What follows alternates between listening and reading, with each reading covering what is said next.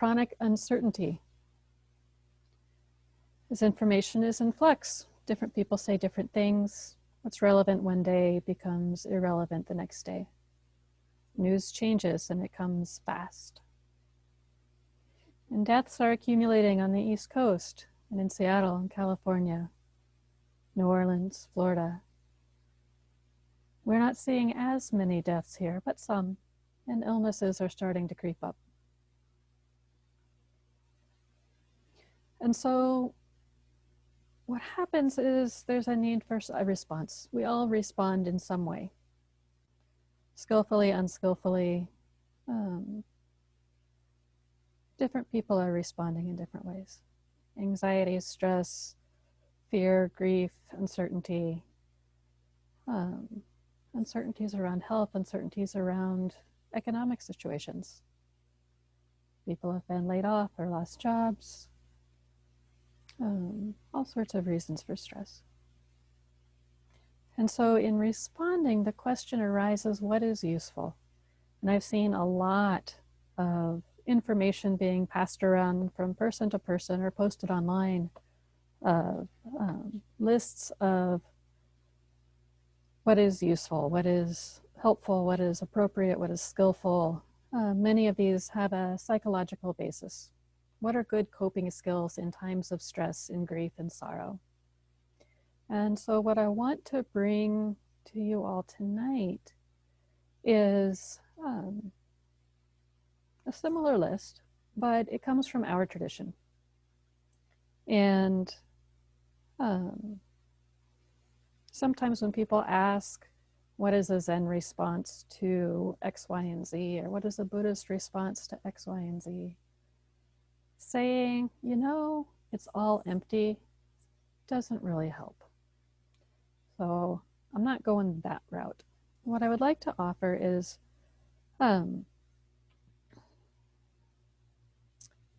some beneficial teaching studies that come from not one of our traditional ancestors, but from a modern scholar. This is Dr. Paula Arai, A-R-A-I is her last name. And one of my friends and colleagues at Dharma-Rain is a chaplain named Jo Lawrence, and she's taken Dr. Arai's work as sort of the theological foundation for her ministry as a chaplain. So this is something that she relies on in her day-to-day work as a chaplain. And I remember meeting Dr. Arai. She gave the keynote speech at the 2014 National Conference for the Soto Zen Buddhist Association. And I have very vague memories of hearing her speak. This was right after the death of Gyogen, my teacher. And I was very much in a grieving process at that time.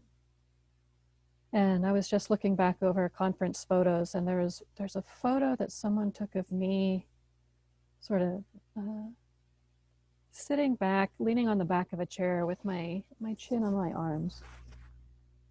And I'm listening to somebody speak, but it's the look on my face is just grief, just total and complete grief. I usually don't like photos of myself, but on that one I just looked at and said, oh, that's right, Gyogen just died. So Dr. Arai has written a book called Bringing Zen Home, The Healing Heart of Japanese Women's Rituals. It's a book that looks like this. And that's what I'll be using as sort of a source text for tonight. She's also written a book called Women Living Zen, which looks at the lives of Zen nuns. But for the Bringing Zen Home book, she spent 14 years with a group of women in Japan, and just not only interviewing them or practicing with them or studying them or talking with them, but building relationships with them. And this book is a study on, sometimes she calls it domestic Zen, which, you know, I kind of prickle at a little bit. but looking at what is the essence of Zen as it comes through the embodied practice of these lay women that she spent 14 years with. And so what she's done is, these women go to practice temples, some Zen, some Pure Land, and they receive teachings, they chant, they, do the things in practice that we tend to do. And they take it home and they make it theirs. And they go about their daily lives with these Buddhist teachings as a foundation. And Dr. Arise talked with them about how this practice sustains them, how it nourishes them. And from their responses, she's distilled this set of 10 principles. And she talks about them as healing principles. So these aren't just coping strategies, and these aren't just things to put in your Zen toolkit to pull out when you need them, but these are actually things that sustain. And some of them are going to sound very familiar. I'll read the list and then I'll talk about a few of the items on the list. And then I'd like to open it up for discussion and see where if any of these principles resonate with you, if these are things that are your go-to responses, or if there are anything on this list that surprises you, they're like, that's what I need. That's what I've been forgetting. Let's see what grabs you.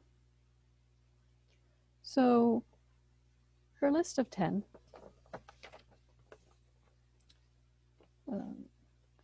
experiencing interrelatedness,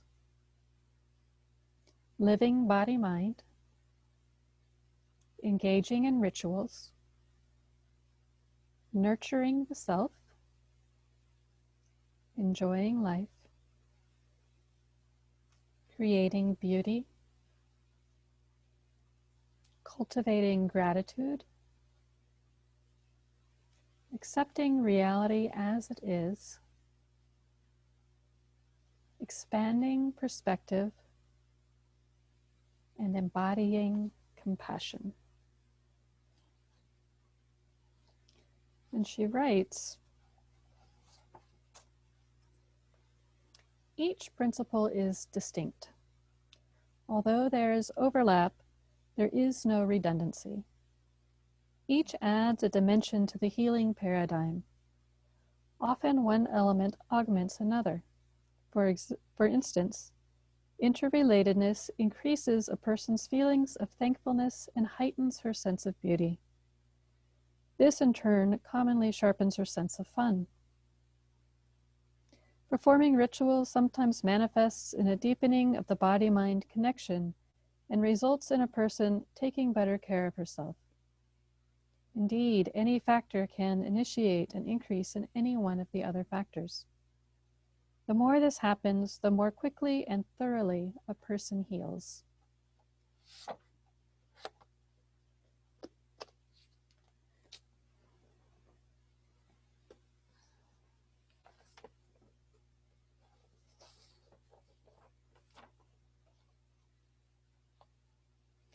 And so why is this important? Why is looking at a list like this important?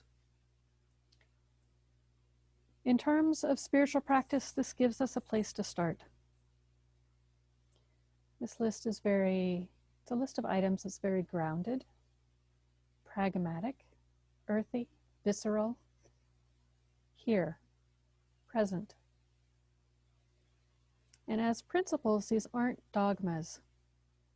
These aren't things that are presented from above as items to pick up, but instead they're offered as supports and offered as evidence of how practice can sustain. They're understandable, approachable, common sense. When we're under stress, it's easy to forget those things that sustain us. It's easy to forget complicated, long, chants or mantras or practices. Having something simple to reach for, having something simple to support is much easier. As I age, as I get older, as I continue to take the medication I take to prevent cancer reoccurrence, my memory gets trickier. Sometimes I find that it's hard to remember the Heart Sutra in its entirety if I'm trying to remember it all by myself. I'll hit places where I circle back and all of a sudden I'm chanting Shariputra way too many times. So it's nice to have a simple practice. Create beauty. That's not so hard to forget. We need these reminders. And I'm going to read this list again. Experiencing interrelatedness, living body-mind, engaging in rituals, nourishing the self, enjoying life, creating beauty, cultivating gratitude, accepting reality as it is, expanding perspective, embodying compassion. And as I read that list, how did your body feel? Did it feel lighter? Did it feel more relaxed? Did it feel curious? Well, that's more of a mind thing than a body thing.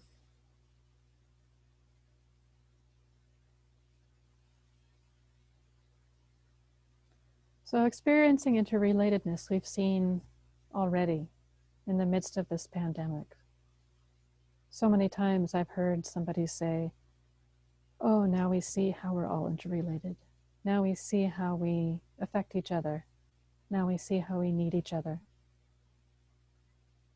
In one way, having a crisis like this shows us what we sometimes forget. Shows us where we may habitually overlook someone else because of race, class, gender, position, job. We're all affected by this.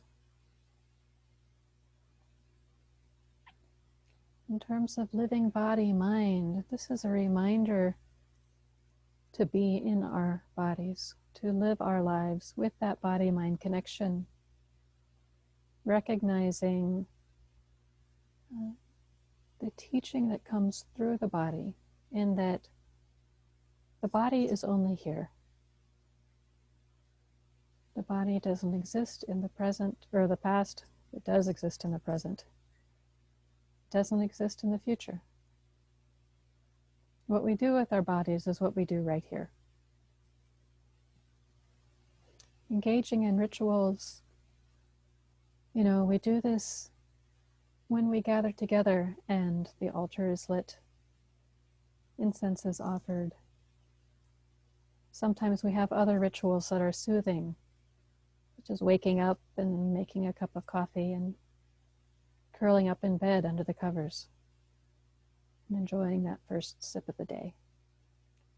Or perhaps it's tea in the evening or walking the dog. There's so many things that we can do that we can add meaning to. Simple acts, everyday acts that become ritual, that become soothing, that become routine. Cleaning and maintaining an altar. Looking at a photograph of someone who's passed away and saying, "Hi, Mom," every morning.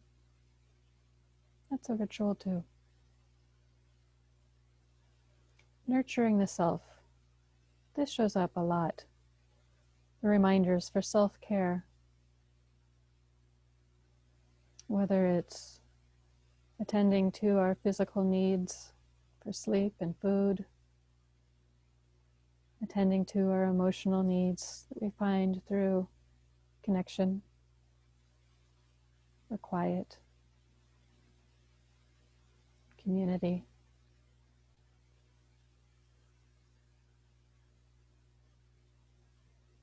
Taking a moment to enjoy a sunset.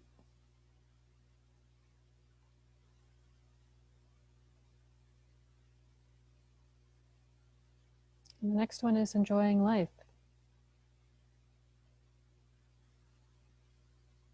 Looking for those small moments where there is joy, even in the midst of fear or anxiety. Those little things that are delightful. This morning I watched Ananda, the abbot's dog, watching two bunny rabbits playing in the right outside the Soto. She was so intent and she was so focused.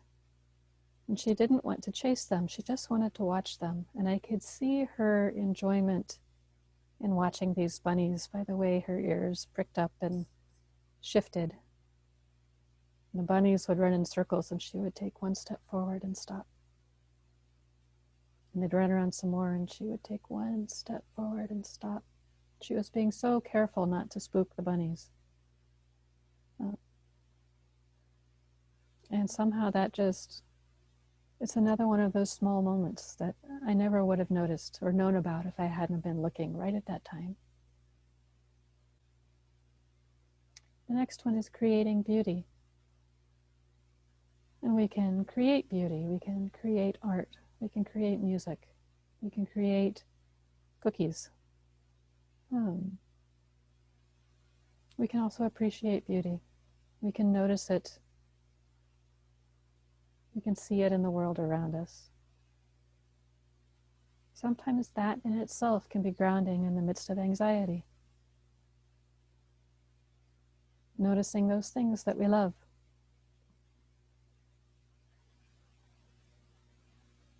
Cultivating gratitude is the next on this list.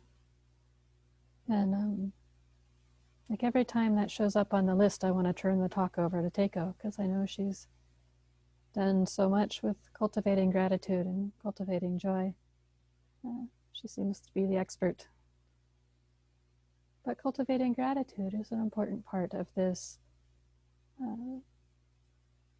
way of healing, this way of being in the world that is nurturing. And it can be as simple as, I am here, there's a roof over my head, there's food in my belly, I have a warm place to sleep. I'm healthy. And even that gratitude, that little recitation of the gifts that I have can be turned into a metta practice. These things that I am grateful for, I wish for you as well. And I wish for those who are suffering.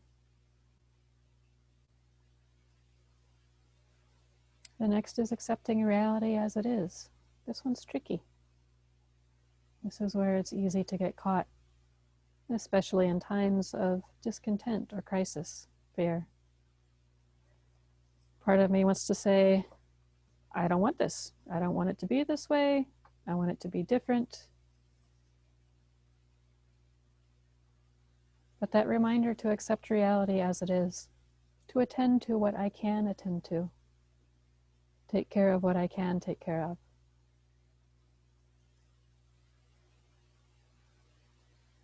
The next one on the list is expanding perspective. Remembering that my view is limited, that we each see only a portion of reality as it is. We can't see the entirety of it. And to know that what you see, even as it's different from what I see, doesn't mean it's wrong. There are multiple truths, and we all see a sliver of that. And then the last one is embodying compassion. Letting that energy of Kanzeon move through, to act in grace, even in times of stress. I can look at this list and immediately I see all the ways that I have work to do. And yet, even knowing that that's a judgmental mind, a self-judgmental mind, I can look at that list and say, there's so much there that supports. There's so much there I can turn towards, that each of us can turn towards, that supports in times of stress and supports in times of calm. And part of what Paula Arai talks about in this book is that these 10 principles, and I somewhat resist saying that because it makes them sound like a limited, finite set. I'm sure we could add others to this list, but these principles are what sustain us in practice over time. They're good for acute stress right now, but they're also good for long-term practice. And in the relationships with the women that she was working with and studying, they suffered deaths, they suffered chronic illnesses. And these were things that sustained them. So that's what I wanted to bring tonight. And I'm curious what are your responses to this list? What are the things where do you find yourself, and where do you want to perhaps add some of these to your life? See what happens. Questions or comments? Please feel free to unmute yourself.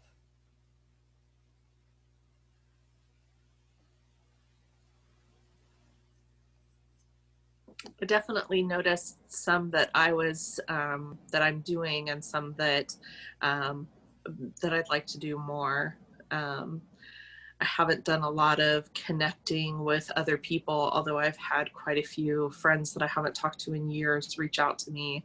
But I have been doing a lot of creating, whether it's making cookies or putting stuff in frames, just a lot of sort of prettifying things.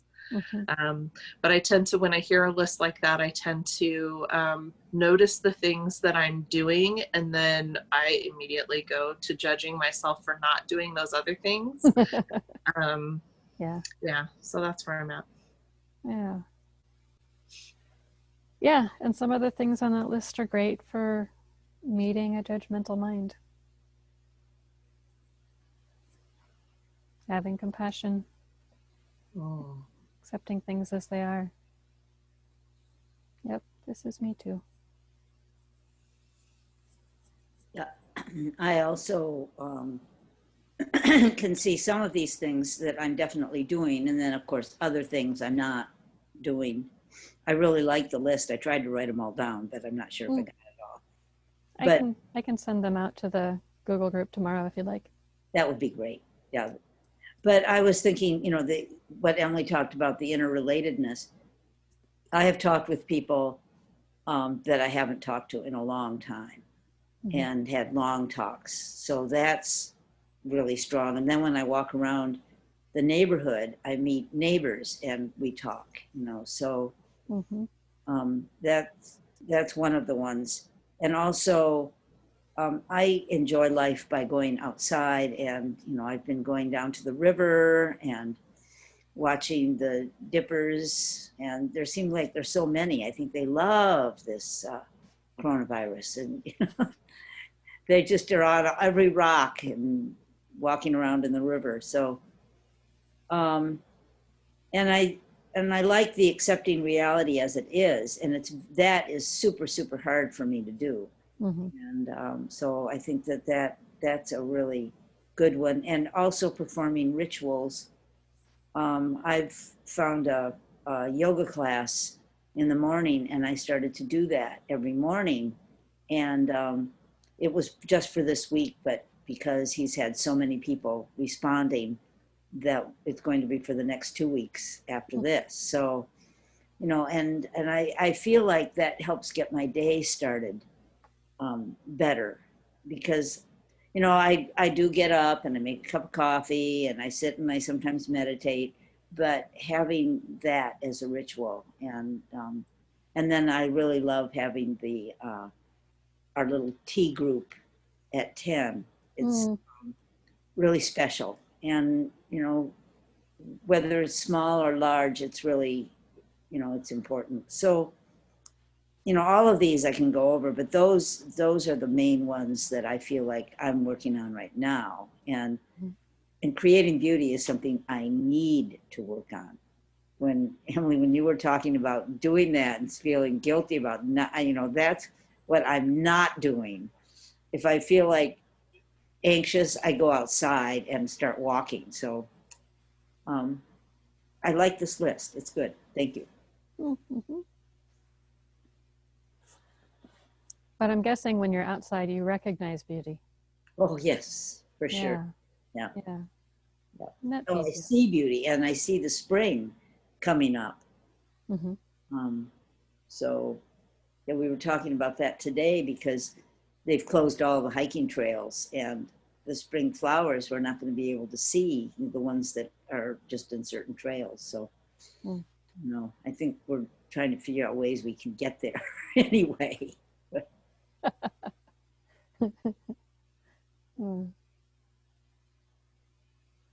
Yeah. I know I had an email from an associate from school today that was another one of those lists, and it was a good list, but it was so psychological and like this set just feeds me more. Right. And the other one that I just looked at, cultivating gratitude. Mm-hmm. You know, I think when I've talked to other people on other Zoom meetings and, you know, gratitude is constantly mentioned rather than looking at how horrible this is, to be so grateful for the stuff that we are getting from this opportunity of being quiet. So. Yeah. And one of the things that gets mentioned is the way that when things are bad, having them be bad highlights the things that are good. Mm-hmm. Like I know so many women who I've talked to in Sons, and after a breast cancer diagnosis, they know I've had cancer, and they're like, everything is so beautiful. I'm like, yeah, I know. I'm like, no, everything is so precious. I'm like, yeah, I know, I understand. Like having mortality in your face shows the beauty of the world. Like even if you're looking at a sink full of dirty dishes, there's something very precious about just the ability to look at a sink full of dirty dishes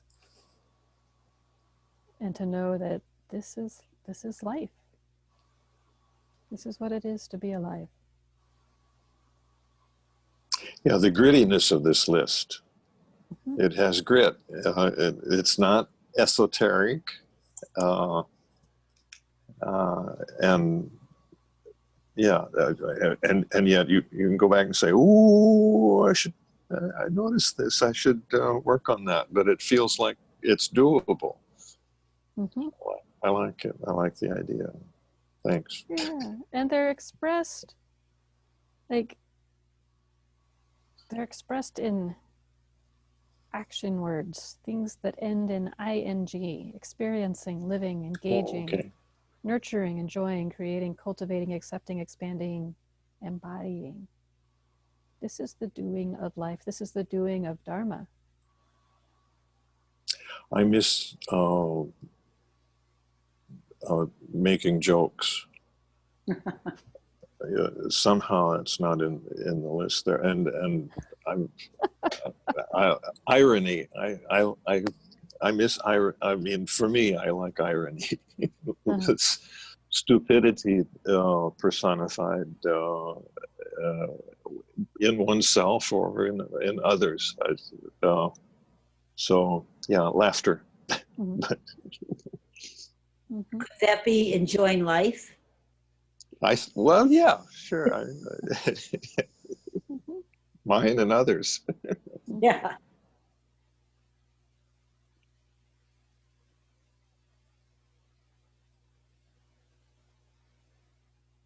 Other thoughts? Thank you for the great list, Jyoshin. I can relate to all of them. So I like expanding perspective. Is that what the last one was? The ninth one was expanding perspective. Yeah. Yeah, that's a really important one for me. I mean, that's like my last resort go-to place when all else fails, is to back up and look at the absolute, or the, you know, cosmic view. I was talking to my dad. I talk to him every morning. He's 95 and he's very sharp. And he says, yeah, everything will probably be okay, but if it isn't, it's fine. The birds will get a chance. That's kind of an expanded perspective, I think. Yeah. But it's a wonderful list. Yeah. Creating beauty. When Emily was talking about that, I was looking at your beautiful space behind you, Emily, and wondering which parts of that you created. I'm guessing most of it. And I'm always a very frustrated artist and musician, just not very good, you know, and I've struggled with that all my life, and you know, beat my head against the wall in art school and music school. Just not a lot of talent, a lot of perseverance, but just not that good. But I don't care, because I feel like that beauty is a relationship, and it needs us to appreciate it. So that counts too. Yeah. Beauty wants to be seen. Yeah, it wants to be seen, and music wants to be heard, and it's really an incomplete thing if you know, aren't, if nobody can hear, if there's nobody that says, oh, that's really beautiful. So. Yeah, and Emily, I was thinking, as you were talking about how you've been frustrated with music and art, but I don't know where it comes from, but that saying, beauty is the eye of the beholder. And I think there's so much truth to that, because what I think what creating for me is, I know when I'm creating something, even if it's the ugliest thing in the world, but if it brings me joy to create it, that's how I judge whether it's beautiful. You know, I'm happy and it makes me kind of go into my own world. But I like that, because everybody sees things in a different way, and they see what's beautiful in a different way. I bet you can. I remember you did that drawing when Jyoshin had us do stuff with our opposite hand, and you had those wax things, and you made that. I thought it was such an interesting design and picture that you did. I thought that is so creative. It was so unique. I can't remember it, but thank you. Thank you for remembering that, Trish. I was impressed.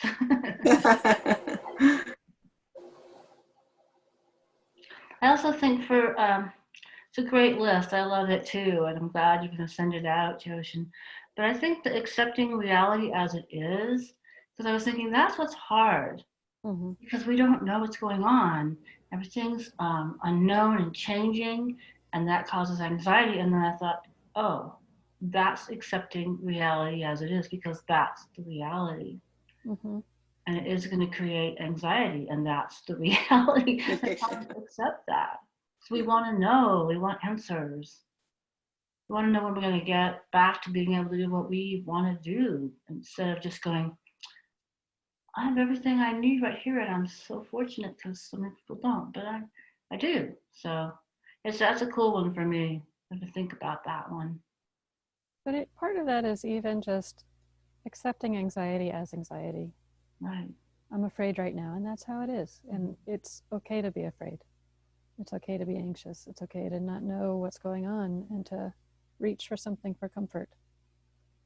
Right. That's the reality. And so it's a matter of saying yes as opposed to saying no and fighting it. Right. And it's a matter of staying open as opposed to closing off. And like you pointed out, kind of acknowledging that, okay, like how you started this out tonight, we're gonna, how many of us are anxious, but it's accepting that we're anxious, but we're doing something about it as best we can together. Mm-hmm. Mm-hmm. Mm-hmm.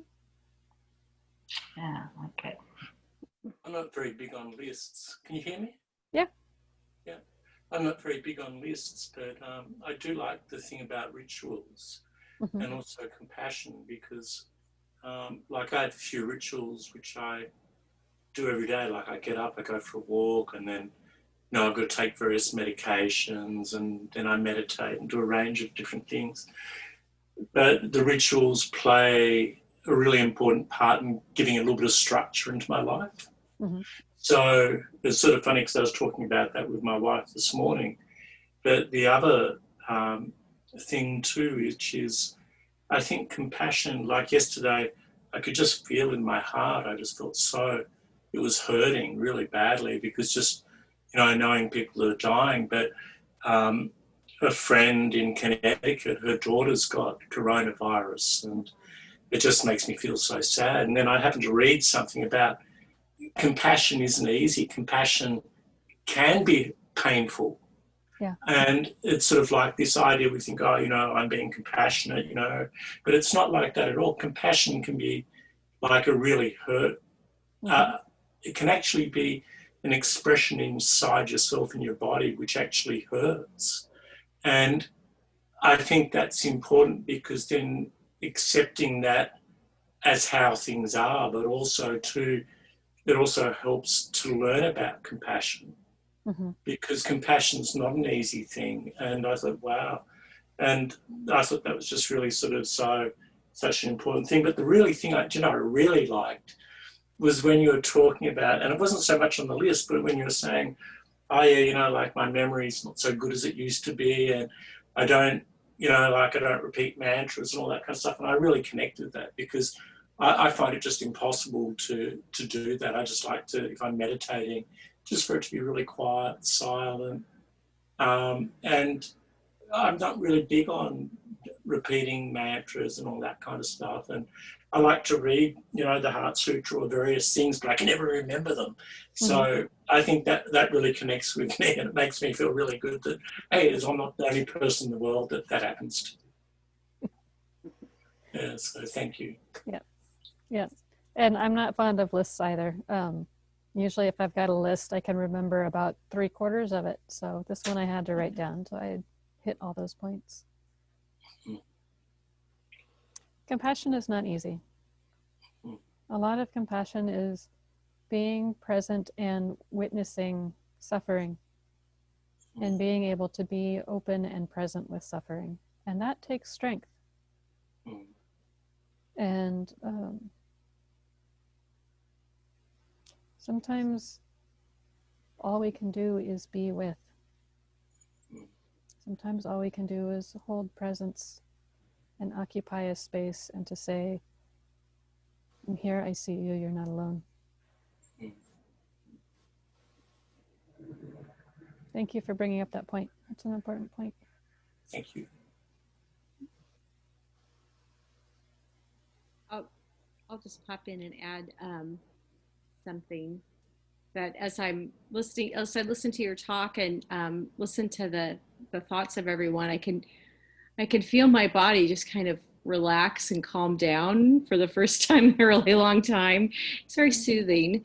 And I realize how much I've been on high guard, there's just this kind of low buzzing in the background.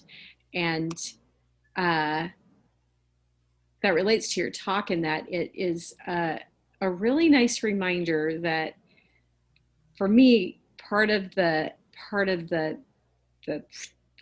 high guard is this feeling of not being able to control so much right now, like just so not being able to control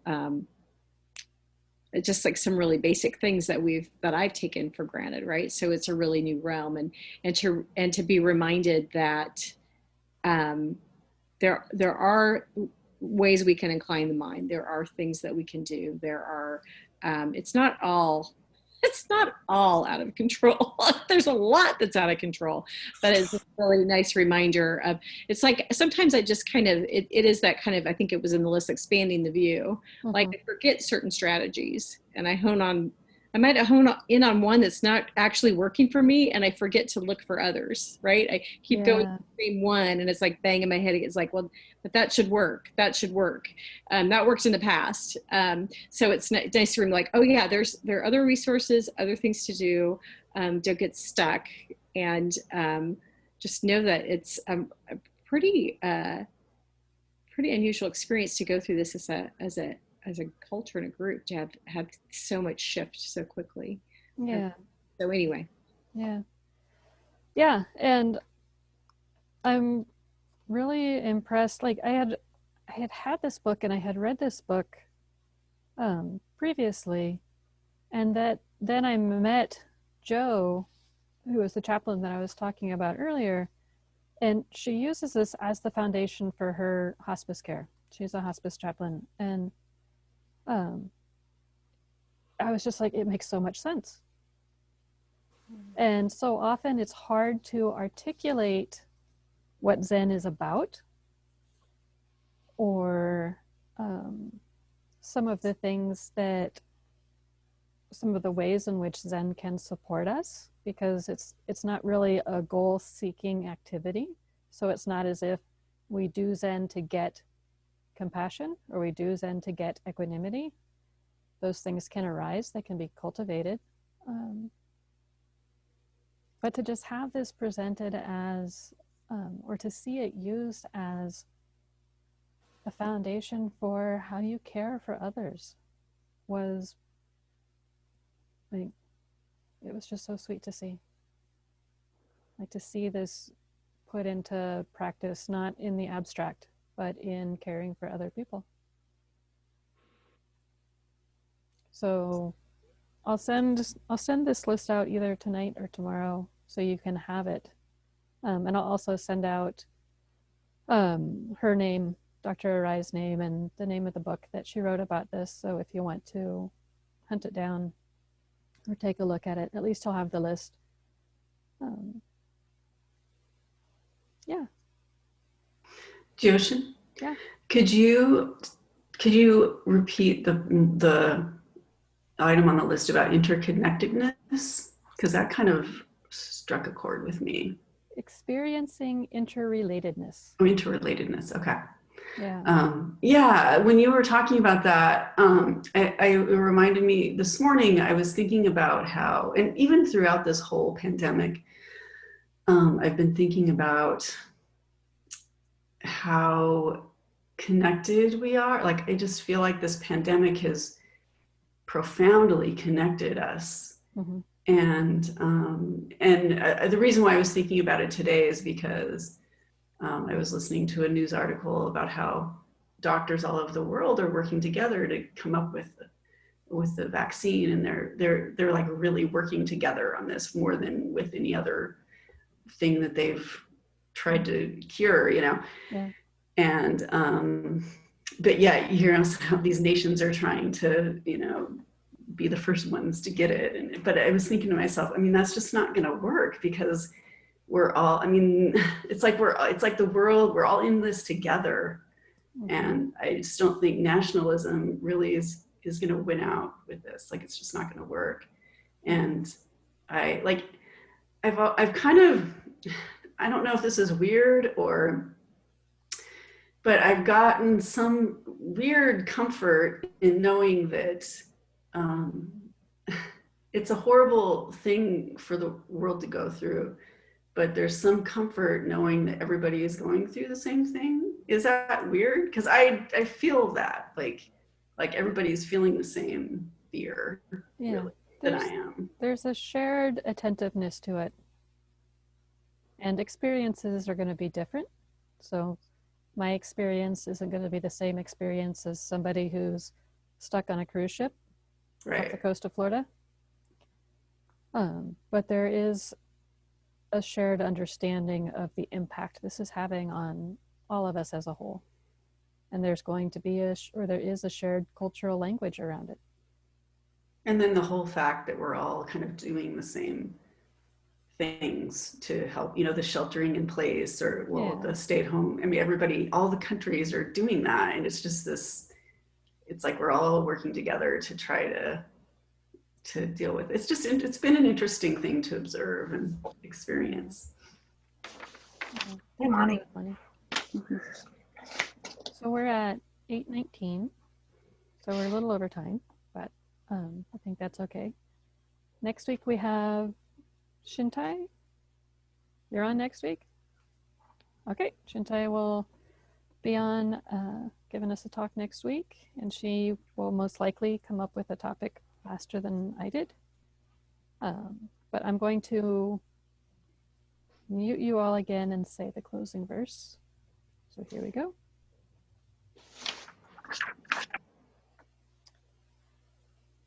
The universe is as the boundless sky. Just as the lotus is not wetted by the water that surrounds it, the mind is immaculate and beyond the dust. Let us bow to the highest Lord. All Buddhas throughout space and time, all honored ones, bodhisattvas, mahasattvas, wisdom beyond wisdom, maha prajna paramita. Thank you all, and I hope you have a good evening. It was lovely to see you. Thank you. It was great seeing you. Thank you.